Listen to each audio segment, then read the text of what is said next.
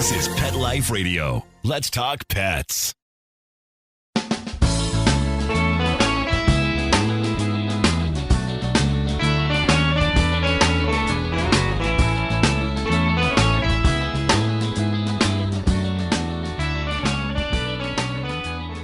Welcome to Save a Pooch on Pet Life Radio. Thank you for listening in. I am Beverly Isla, your host. Today we have 3 special guests. You may have seen them if you've already watched the reality series called The Pack on Amazon Prime. And if you haven't seen it, I apologize for giving out the end result. I just finished watching it and I loved the effort that must have gone into creating it. Plus, you get to see cool parts of the world. But as a quick Cole's notes, the show is similar to The Amazing Race, except with dogs and their owners completing the challenges together. And I was stoked that almost half of the dogs are rescues. And in fact, the final 4 had 2 rescue dogs, giving out a little bit of the end result, named Derby and Duchess, and their awesome owners, Lucy and Kentucky, are here to chat with us, along with one of the show's dog trainer, Nicole, who ensured the safety and well-being of the dogs were a priority throughout the journey. So when we get back from these messages, we will hear from Lucy, Kentucky, and Nicole. Moose is the German Shepherd and hasn't had any kind of health problems at all. He has been on Dinovite since he's a puppy. DINOVITE.com. We tell anybody that has a dog, if there was something that you could do right from the beginning so that you don't have expensive veterinary bills, why would you not do it? Get the Dinovite. Dinovite for life. You get some Dinovite, how happy your dog will be.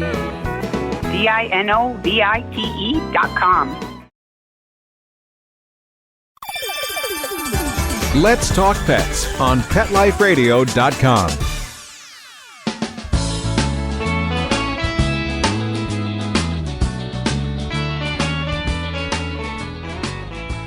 Welcome back to Save a Pooch. We are talking with 2 of the final 4 contenders from the reality show The Pack, being shown on Amazon Prime, as well as the show's awesome dog trainer, Nicole. Thank you for coming on today, guys. I can't wait to hear some inside scoop. Thanks so much for having us. Thank you. So how long were you guys all on the road for? Like real time? How long were you guys out? I think since we were told that we were gone for almost 68 days through the whole filming. It started in January and then kind of went from there. Oh, you guys just caught pre-COVID then. Oh yeah, right before everything kind of changed around the world. But we were definitely got it done just in time. Oh my gosh, that's awesome. I would have thought way longer than, what is that? Almost just over 2 months. Yes. Yes. Yeah. It was a fine oiled machine. They had, a very clear and clean cut schedule where, the travel day was followed by a rest day for the dogs. And then they had 3 days of filming various, your leader of the pack challenge, your pack challenge, and then the elimination challenge. So it was they didn't really give us any information on like what the challenges were going to be. We knew and can anticipate that after every travel day, the dogs would be able to rest for the day, acclimate to whatever climate or time change, things like that. So yeah, it ran very organized as far as like getting through all the countries within X amount of days. Yeah, that's awesome. Myself, Nicole, and Nick, the other dog trainer, we wrote I think it's 22 or 32 page safety manual. And a big part of that from the beginning was after dogs fly, they need a day off. It's something I do with my own dogs when we travel. And I think it's really important and for the dogs and their partners to bond and enjoy the city a little bit. And then when we figured out the travel route, Nick and I wanted to make sure our shorter flights were first. And that was in order to help the dogs acclimate to flying. It's a whole new experience for everybody. So by the end, these 2 can also add to it. They were all superb flyers. Duchess and Derby would just hop on the plane and go right to sleep. So they earned their little wing. And have you guys watched the show since completing filming? I bet you. Yeah, for sure. It's been months. Oh, yeah. I mean, I have 3 kids, so I've watched it about 8 times in a row. Actually, not in a row. It's like we watched the first season back to back, then we watched it again. And now it's like the Mickey Mouse Club where like they just pick what city they want to watch any particular day. They're like, today I'm feeling like Vienna, the next day it's Switzerland. But yeah, we've watched it a ton of times. Love the videos Lucy posts of her kids, and they all have like their own commentary now that they've seen it so many times, and it's so cute. Yeah, it's pretty funny. That's one way to look at it. I went from episode 1 to 4, and then I jumped to like 3 last episodes. Oh, you got to go back and watch. Now I'm going to watch the middle part. All right, Nicole, let's put you on the hot seat. So how's your experience ensuring all the dogs were happy? Like, I'm sure that must have been like, not pressure, but okay, I got to do this. There was definitely stressful moments just because this hasn't been done before. And so as a dog lover, we just want to make sure the dogs are safe, but making sure every component, I mean, months and months of planning went into it, just making sure every single step of the way we had notes on what would happen. And if we had a backup plan and then a backup plan, just to ensure everything. And then, of course, there's the training aspect of it all. But I think because we spent so long prepping and long meeting days going over everything ran really, really smoothly, which was our end goal, and seeing the dogs have fun with their partners. And I think the best part for me is seeing it all pay off, seeing those bonds grow even more with everybody. I can usually talk specifically about Derby and Kentucky and Lucy and Duchess. I think Lucy's is a very unique, special story that I'm happy to dive into, seeing it from a training perspective. But yeah, a lot of work and ensuring every step of the way the pets are cared for. And I train dogs for TV work already. So this is a bit different because normally we get on set and we have a plan and we have a script. This is the safety doesn't end. We're done with the challenge and they're going back to their hotel and they want to go play. We need to make sure they get to the hotel safely. And then where's the play area? And is that safe? And at the end of the day, that's really what comes first, making sure the dogs are happy and safe along the way. For sure. Well, you did a good job, it seems like it. And I know I had a good long nap when we got home. A week long for all you guys. Now, I know the dogs are in training for the specific challenges prior to actually competing, right? What time frame did they have to learn it? So we did around, I think it's 5 or 6 weeks of online training via Zoom. And at the time, Zoom was not a popular thing. So now it's really funny to discuss it. We're like, go here and log in. Now everyone's a Zoom expert. And then that was really just getting the dogs acclimated and used to everything. So we never just put a harness on a dog. It was really building up a positive association. And then from there, everyone came out to LA and we did 2 weeks of in-person training in Los Angeles in December. And there was actually more dogs in the 12 cast. So what we were looking for is, one, the dog's personalities, their partnership with their human, but making sure the dogs are enjoying this. So this is something Nick, myself, and our vets were really keeping a close eye on, taking notes every day, because we wanted to ensure when we go out there, these are dogs that are going to love this adventure. It really is once in a lifetime. So we're seeing how they're learning, how they're bonding. And I think in the end, it definitely all paid off. And while they didn't know the specific challenges, we wanted the dogs to succeed. Nobody wants to see a dog fail. I personally don't. So they got to learn every skill. Granted, they might not be knowing how they're going to use it or what it would be. And then between our December training and January, everyone can go home and practice those skills more and really grow. So I know both Kentucky and Lucy did that. And I've seen some footage, which I loved of Lucy. I haven't seen as much of Kentucky yet, but Lucy involved her whole family. And I think, especially with a rescue dog, that really grows your dog's confidence. And she really tuned into that. She had the kids hiding the scent work. She had the kids on a sled while the dog was pulling. And it really just shows you what a dog can do at any age, no matter where it comes from. I get emotional talking about it. Thank you for bringing that up. That's so important. Yeah.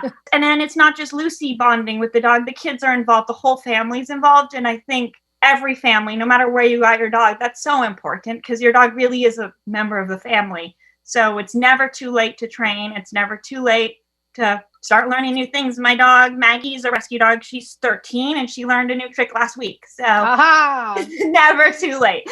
Congrats, Maggie.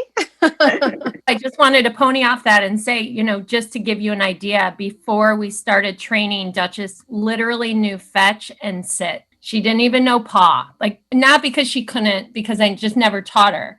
And so the fact that she was able to acquire all these skills and all these new tricks at 8 years old and like not only learn them, but eventually master so many of them. It really is truly kind of remarkable to watch and witness firsthand. And you kind of had the mom guilt of, oh man, I should have done this a lot sooner in life, but never too late. And Nope. My tagline was always, we're here to prove you can teach an old dog new tricks, because she was an older dog and she learned a whole lot of tricks. So it was pretty amazing. Yeah. You have a good story, which I'll get into very shortly. But this is for all you guys. What were some of the top funny bloopers with the dogs? I wish they had recorded that. That would have been funny to watch. There's one that aired. You guys probably remember it better than me. Was it Duchess or Griffin? One of them like pooped at the finish line. That was Duchess. Duchess Okay, is Duchess. and actually, they only showed her pooping at one finish line.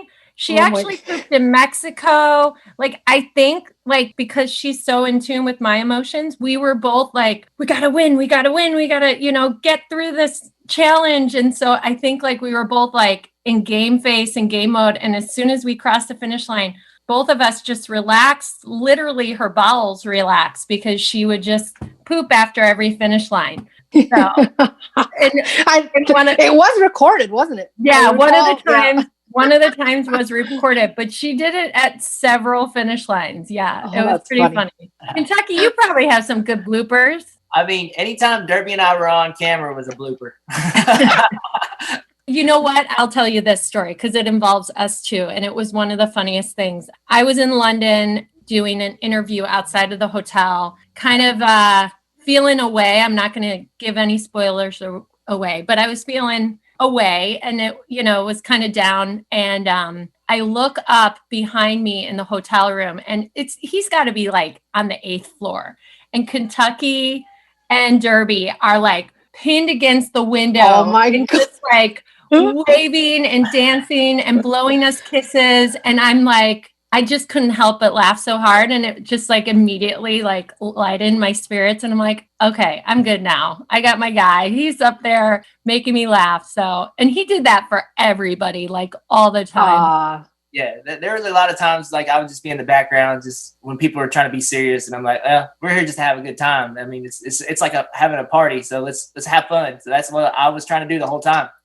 Oh gosh, Derby make the whole thing a little less stressful compared to every other competition show. I mean, you can't really be that mad. You can be disappointed if you have to go home, but you got this new experience with your dog. But then there was Kentucky and Derby that just like took it up a whole extra level. And I mean, you are in a competition, and even from our standpoint, safety wise, just watching everything, it could be stressful. But when you have these two goofballs, I know for me personally and emotionally, it was very helpful and touching many, many times. And Kentucky and I've had talks about it and how much it really meant. Off of an emotional note, another funny moment that didn't get aired and I was quite bummed was Jack's peed. I think it was like at the jail when they were trying to get the keys. And I was like so sad that didn't make the cutting, and I was sure it would. But Kentucky couldn't see it because his jail wasn't next to Vanya's. So it was just like, here's Kentucky trying and like Jack's peed. And I just like died laughing. Oh my! Well, you need that balance, right? Like from being a joker to all the stress that's involved in making the show happen. So that's kind of Kentucky. Kudos for you and Derby. I always thought watching Derby, he was so chill. I don't know how you keep any type of glasses on him. Derby is just so compliant. He allows me to do so much crazy stuff to him, but he enjoys it. I feel like now the glasses, if he has them on, he knows he's going to go wherever I'm going. So it's like, all right, I'll keep these on as long as, I get to go in the truck and I get to go wherever you're going. So he kind of understands now, like, oh, okay, if I wear this stuff, we're going to go do something together. Good association. Let's turn to Lucy, because I really want to get your story out there. You mentioned your story in episode, I think it was 1 or 2, and it was very heartwarming. Perhaps you can share it here with us and how Duchess came into your life at just the right time. Yeah, so I was a mom. I had a baby and a toddler at the time. My baby was 4 months old, and I thought it was a great idea to adopt a puppy. And since I grew up with Black Labs, I just always have the most fond association with them as like family dogs. And I had this little family and I knew I wanted a family dog, but I also wanted a rescue. So I looked up shelters around Los Angeles and I found the Southern California Labrador Retriever Rescue.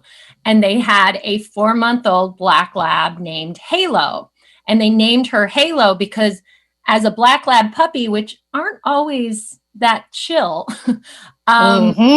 she was like an angel, they said. And we're like, well, let's go, meet her. And I met her. They met us up at a park. And it was like, I just remember like taking off running to her as soon as I saw her, like leaving my baby and husband and toddler behind, like just running to her. And she was just, such a fun, like loving puppy. And like my kids could like crawl and pull on her and she just never really reacted. So she was just a very good dog from like day one, literally. And 2 years later, so I got her at 4 months. 2 years later, I was pregnant again with my third child and lost him to a stillborn loss halfway through my pregnancy. And, I completely shut down. I closed the world out.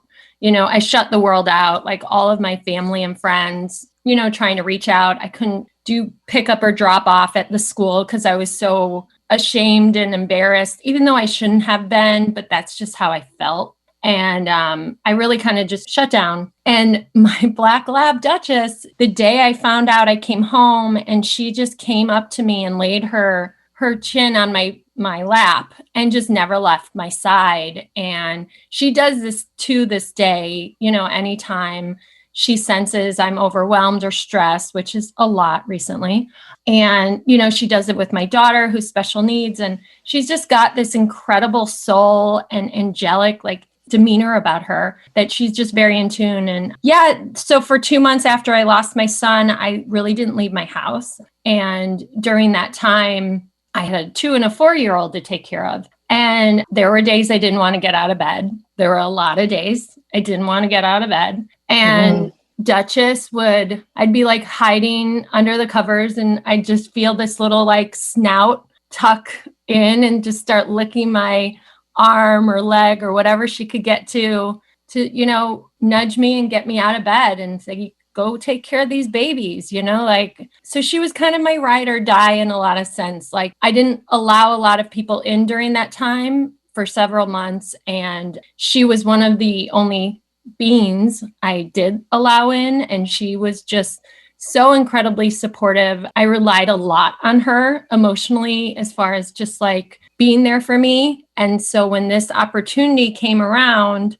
I really felt like this dog is 8 years old. And in the 8 years that I've had her, I've never once been able to give her one-on-one undivided attention from mom, because it's always taking care of the kids, the husband, the other dog. And so as much as I was talking myself out of doing the pack, because as a mom, I'm like, I can't leave my kids. My husband's like, go for it. And part of me is also like, this could be just such an ultimate moment for me to be able to give this dog that has literally given me everything of her, like every ounce of her she has given to me. So to be able to give back and like pour such love and attention and fun and adventure into just her without the distraction of the kids and the other dogs, it was really incredibly special for us. And I think both of us, our personal growth and confidence and love for adventure was just all ignited. So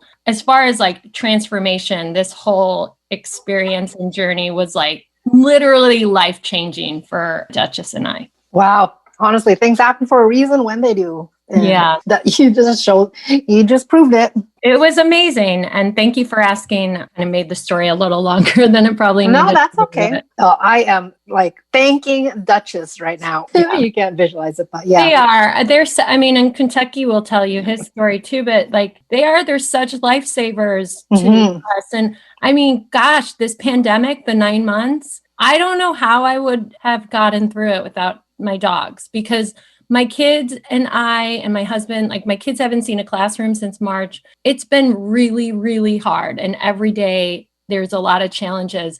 And our dogs, my Black Lab Duchess and my St. Bernard Duke, they keep us smiling and laughing every single day. And then they're there for us when we're sobbing, crying. And it's like, I'm just so grateful for these souls because they have gotten, I swear they are like the reason I'm like still afloat during this time. Well, they are helping with the transition, that's for sure. Yes, they are. We're just going to have a quick break. And when we get back, we'll continue talking about the experiences behind the scenes of the reality TV series, The Pack. Sit. Stay. We'll be right back after a short pause. Well, 4 to be exact.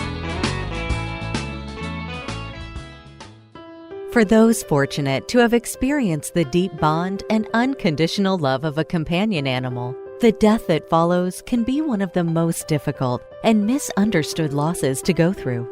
Many times, this devastating loss goes unrecognized and trivialized by family and friends, leaving grieving pet parents struggling to find healthy ways to cope with the loss.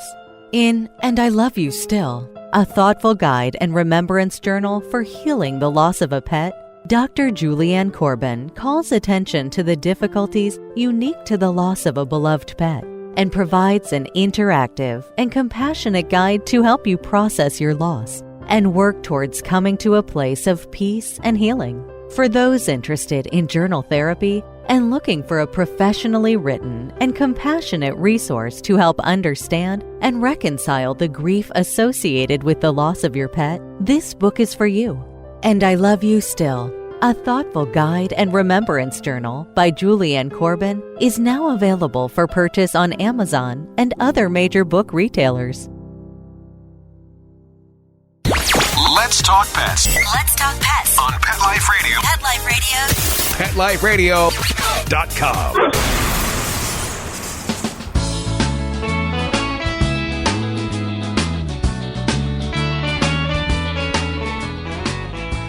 Welcome back to Save a Pooch. We are talking with Nicole, Lucy, and Kentucky from the show The Pack on Amazon Prime. Kentucky, like you had me on edge on that last episode, but we won't get into details because we're just going to want to leave it for people to watch. Yeah. So how did Derby come into your life? You have a good story as well.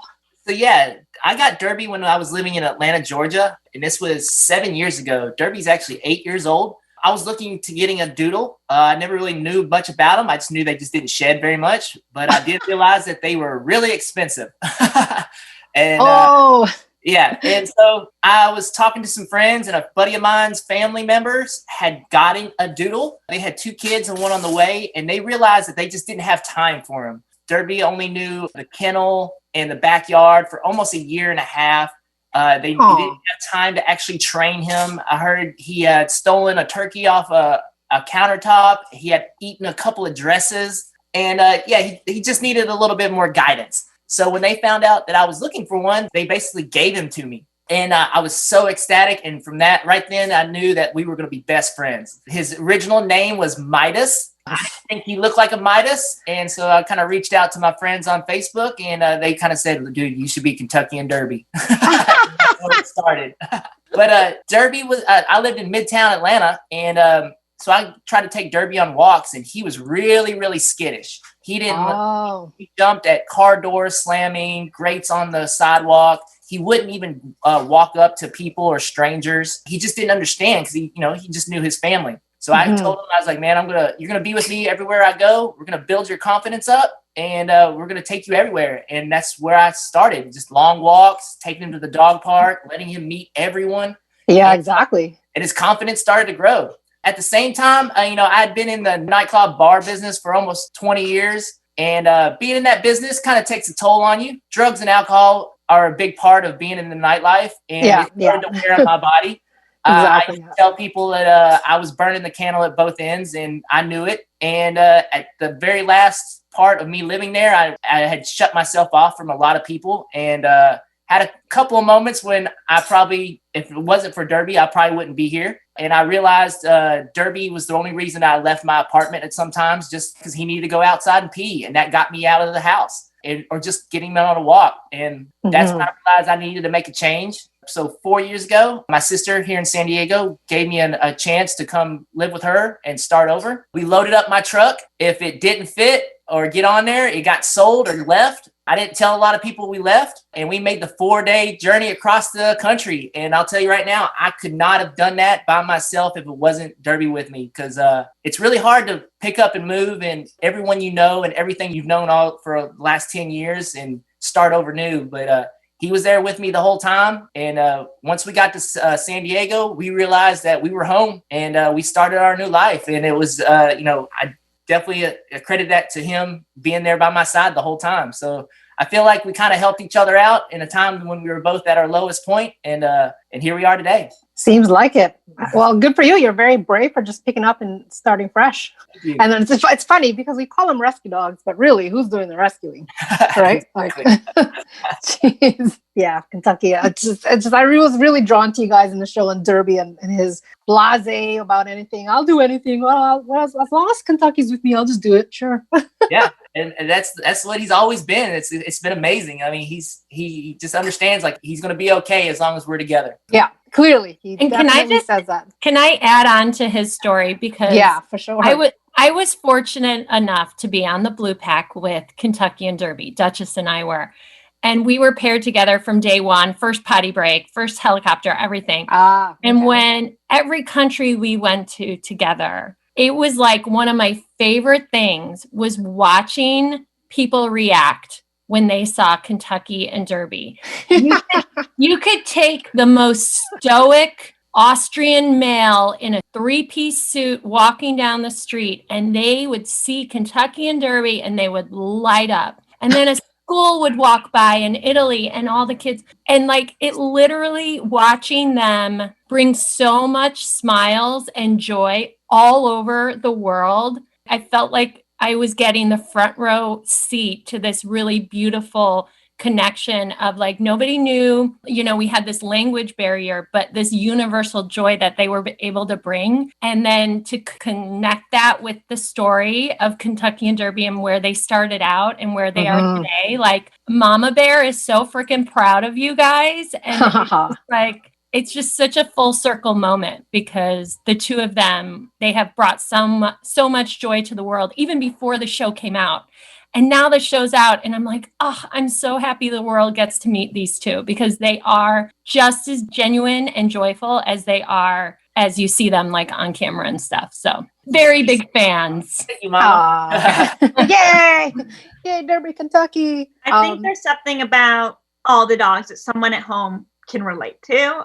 Kentucky and Derby are just very unique. And so everybody, you have to smile. You can't help it. Like, no matter if you understand what they're saying to you, you're like, oh my gosh. But I think there's people at home who are moms, and you can relate and see Lucy, and you can see Donna with a little dog and relate. I have a little white fluffy dog too. And oh my God, look how much they're accomplishing. And there's that sense of knowing none of these are studio trained dog trainer dogs. These are regular people who have bad days and good days like all of us and turn to their dogs. And I think that's a big thing about seeing the show. We have such a wide variety of dogs, breeds, sizes, ages, that you relate to somebody. And I think that's so important nowadays, where a lot of us are alone and and lost, and being able to tune in and relate to something just feels really special. Exactly. That's why even the launch of the show probably came out when it did, right? For people to start feeling that anything helps nowadays. Yeah, I think when we made it, we knew everybody would like it, because who doesn't love to see dogs having fun? But I don't think we realized how important it would be and how much people would need it, like in their hearts. Yeah, we had no idea that the pandemic was lurking and awaiting us as soon as it wrapped. So it's like the feel good. I tell my friends, it's like a family friendly, kid friendly, dog friendly, feel good series of the holidays that everybody just needs right now. It's just so positive. And, even with the competition element at the end, at every finish line, you're going to see Green Pack and Blue Pack hugging each other, checking in on each other, crying with each other. There was so much genuine love and respect amongst all of us humans and dogs. And I really think that really shows in the footage too. For sure. So needed. And I know, Lucy, you've mentioned the highlights. However, what were some of the hardest parts of the show? And anyone can chime in here. Like, what were the biggest challenges? My biggest challenge by far was being away from my kids. I felt like every day for the 60 days I was there, it was the actual pack challenges or elimination challenges. And then this other challenge I was competing with against my own self. And that was being away from my kids. So Gotcha. I think for me, that was my hardest thing, was just kind of balancing that mom guilt of like I don't deserve to be here. I should be at home with my kids kind of thing, versus the other side of me saying, I'm going to be a better mom because of this. I should be here. I deserve to be here. I want to show my kids how strong and brave and courageous their mom and dog are. So I think that internal struggle for me was easily the biggest challenge. You know, not even to mention like the physical challenge. The biggest challenge for me as far as the show specific challenges was definitely the truffle digging in Italy. That was very, very hard and taxing emotionally and physically. And yeah, that was hard. I often say hashtag truffle trauma because it was very traumatic. How about for you, Kentucky? What was the hardest parts for you? Oh, the hardest part for me was the running and the cardio. I was not prepared for that. I thought I was kind of in shape, but you know, I didn't expect to be running in some countries that elevations were over 8,000 feet up above. I mean, I live at sea level in San Diego, and my chest was on fire. I probably should have done some more running before this, but you know, I didn't think, you know, the dogs aren't going to run a lot, but we aren't. But we did a lot of running and speed walking. But, you know, with all that running, even the show makes it look like we ran constantly. There were definitely a lot of stop downs for the rest, for me and the dogs.